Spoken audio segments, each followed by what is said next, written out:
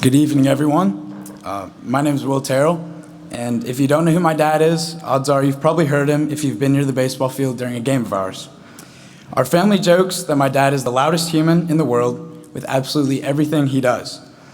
We'll be at a restaurant to watch a game together, and the second something good happens, and my dad starts to clap, the entire restaurant looks at us like we're absolutely crazy. His claps are the loudest thing I've ever heard, and when he starts yelling, it is not good. This loudness comes out especially when watching Tennessee sports.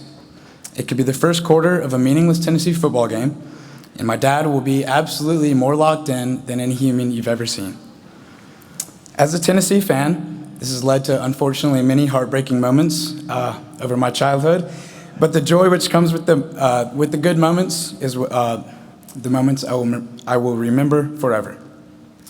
There's nothing I would trade for the hundreds of hours spent watching football, basketball, and baseball with my dad, even if my eardrums may fail me in the future because of his enthusiasm. This bond over sports has connected my dad and me for as long as I can remember. From getting up before elementary school to watch SportsCenter together, or coming home at night to watch a game together, sports have always been a major part of our lives. My dad played baseball and basketball growing up and attended NBA just like my brother, Hayes, and I do today. He went on to play baseball at Brown University, and since I was young, my dad has poured this love of baseball into my brother and I every chance he gets. From constant hitting, throwing, fielding, working out, running, whatever else I've wanted to do, my dad has been there to coach and support me. I can't count the hours driven, the early mornings, the late nights driving to tournaments and camps over the years. One example which always comes to mind is last year. In order for me to go to a playoff football game, my dad decided that we would leave after the game, drive through the night to North Carolina, and when I told him he didn't have to do that for me, he told me it was the least he could do because it's these moments as a father he would remember forever. This is a single example of the selfless things my dad has done for my brother and I our entire lives.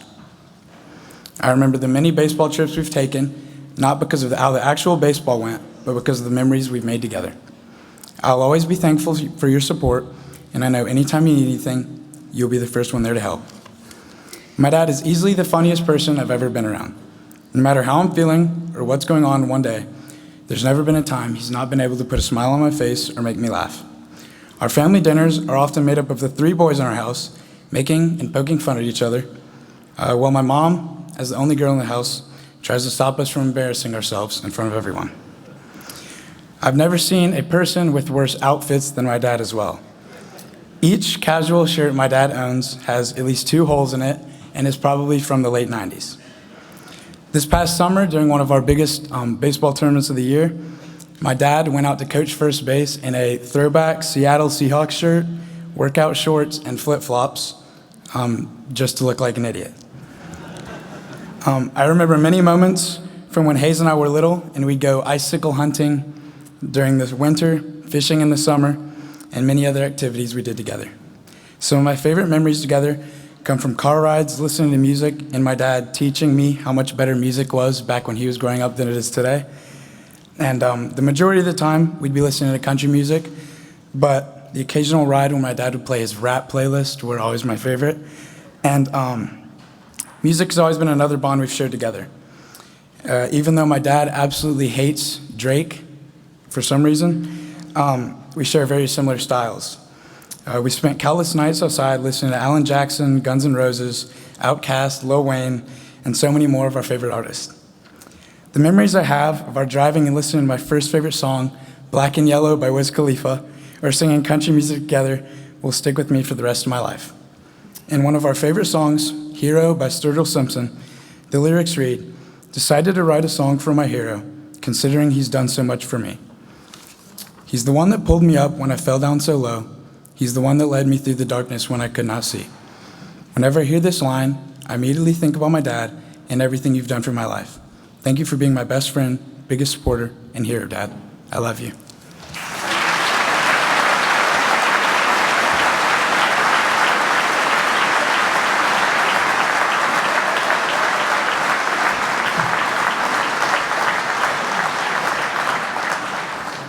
Good evening, everyone. Before I begin my speech, I would like to give a bit of a precursor.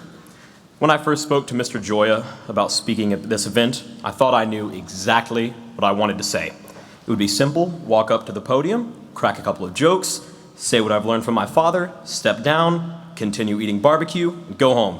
Done. As I began writing the speech, however, there seemed to be a problem. While I had no issue with walking to the podium, cracking jokes, and eating barbecue, I seemed to have some trouble with the most important aspect of my speech: my father.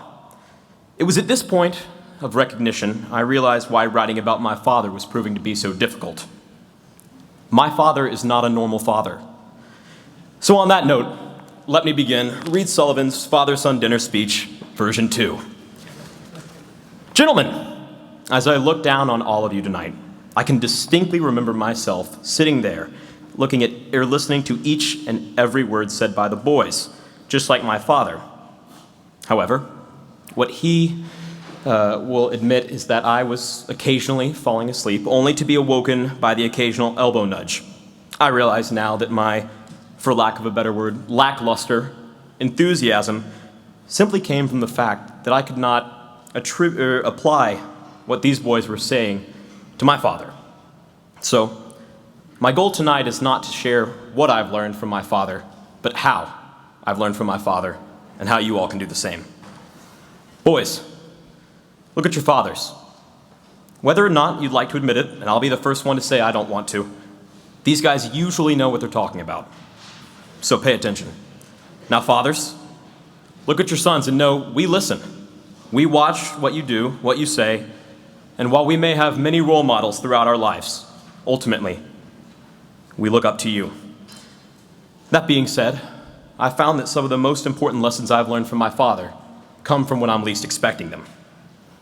The summer before I began my time at MBA, my father took me to a father-son weekend at a Christian camp. Some of you know, J Trench. Mr. Norton, you're somewhere in the audience. You work there. While there, we would attend sermons each day, doing bonding activities and more. But the most meaningful takeaway I gained came directly from my father.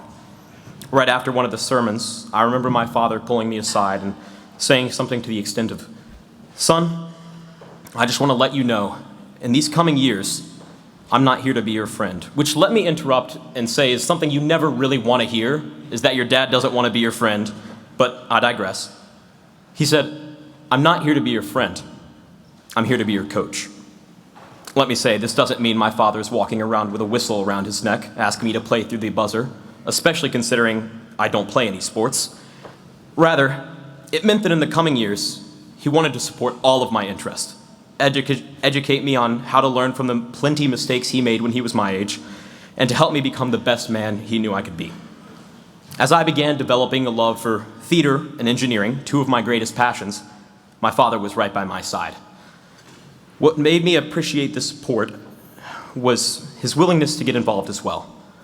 While I would be practicing a speech, he would have the script in his hand correcting missed words, or when I would be using a soldering iron, he would be in the room next door with burn cream and Band-Aids.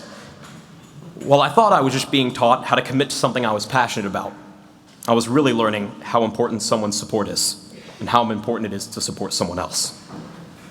Another moment of unexpected learning occurs each year at the same time, for the same reason: Christmas shopping.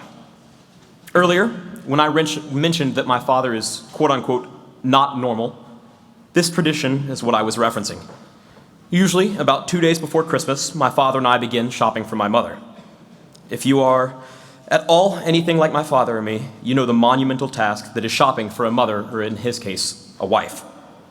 After a labor-intensive, day-long battle that is shopping, my father and I have conquered the beast. All that to say, there's a significant difference in what we've purchased. Whereas my father questions each and almost every gift I choose with a swift, "Are you sure she'll like that? Maybe something else." By the time we're done, all the gifts we choose nearly require a second mortgage. Where my gifts might be a clearance coat and the newest edition of People magazine, I'll look over and he'll be on the phone with an Amex agent trying to explain there's not been fraudulent activity. So, finally, I asked him one year, "How come I can only get a couple things and you can get her whatever you want?" His response: "Reed, you're her child. She kind of has to love you. Me? I'm disposable. I've got to prove myself. So, while I was expecting a boring and unassuming answer, I was lucky enough to yet again learn something when I least expected it. It's not enough to tell people you love them. You have to keep showing it. And this doesn't necessarily mean through material purchases, though my father can claim a lot of them. It means being there for someone similar to the support. And to myself and my family, my father has shown it. As I conclude this speech, I only have one last thing to say. Dad, you have failed. Because you haven't just been my coach. You've been my engineer, theater directing, shopping assistant, and beyond all that, my best friend. I love you, Dad.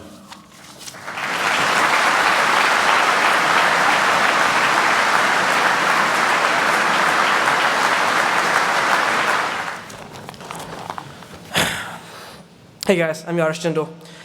In keeping in with tradition, I have done something wrong. I have lied to my father. I have been surprising him at these dinners for a while now. In 7th grade, we didn't go to the event. Now, that may have been because I forgot about it, but we'll never know. In 8th grade, I surprised him with the realization that we had this dinner. In 9th, I actually surprised him by singing with the choir, by lying and telling him it's only for the headmaster singers, the best in the entire school. In 10th grade, I had a solo in one of the songs, which again, I didn't tell him about. In 11th, I got him a salad, and in 12th, well, that's pretty obvious. Now, there's an argument to be made that I'm just lazy at communicating my events, or I am making sure my dad has the best surprise ever. We'll never know. I think the moral here is, if your son is hiding things from you, it's always so that he can surprise you at the father-son dinner. Maybe it's in my genes to surprise people. I did a Model UN conference with a few friends, and we represented a third world country called Eswatini. I asked my dad, why don't we head to a local flag shop and get some pins for that country's flag? Something small to commemorate the event. Unfortunately, the nearest shop that carried the pins was far away, so I told my dad not to worry about it, and I went to the conference. After we had reached the hotel and settled into our rooms, my dad called me. He said, go downstairs and ask the receptionist for the package I left you. I went to the counter thinking I had left something at home and he had just sent it over, and picked up my package. When I opened it, there were the pins. My dad had driven to Lebanon and back just so he can get me this small pin. Something so small, and yet it meant so much. And sure, he got only 3 pins when there were 4 people in my group, but things happen. The moral of the story, however, is that it's meant so much to me that he took the time out of his day just to do this small thing, give me this small pin. My dad constantly tries to do something special for me and my brother. For instance, some dinners, he'll go all out, spending over 2 hours preparing his Mexican or Italian food. He'll create so many courses that by the time the main course arrives, we're already full. He's such a good chef that if some of my friends hear that he's cooking dinner, they're willing to drive half an hour there and back just to have the food. My dad can barely cook anything else though. For lunch, he'll heat freezer food, but then randomly at some dinners, he'll become a head chef of a 5-star restaurant. When we don't have company, my dad tries to spend more time with us. At dinner, we have the tradition of shutting down all technology, not leaving till everyone is done with the food, and doing some sort of game. Now, when I say game, I mean activities that are more trivia-based. For example, at least once a week, we'll pull out the New Yorker, courtesy of English class, and complete the crossword puzzle. Another one of our most common games is playing the country game, which is kind of what it sounds like.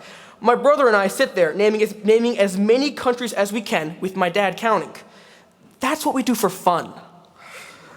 But most often, we will just talk about our days, tomorrow, and the schedule for the weekend, because even with all the planning in the world, they're still hectic. I started this speech with some lies, so I should probably conclude with some truth. My dad tries his hardest to spend time with me and my family. He has supported me in my pursuit of the arts by coming to as many performances as possible for my choir, even heading to New York once, and going to all my theater productions multiple times. Now, I'm not saying that listening to full-length Shakespeare plays multiple times isn't fun, but it can be a lot. He supported me through many extracurricular activities like Model UN and mock trial, where he's driven me to morning Saturday practices for 3 years. He is a supportive father who wants to see me fulfill my dreams. He's provided a great home for me and my family, and his love is essential. Thank you for always being there, Dad. I love you.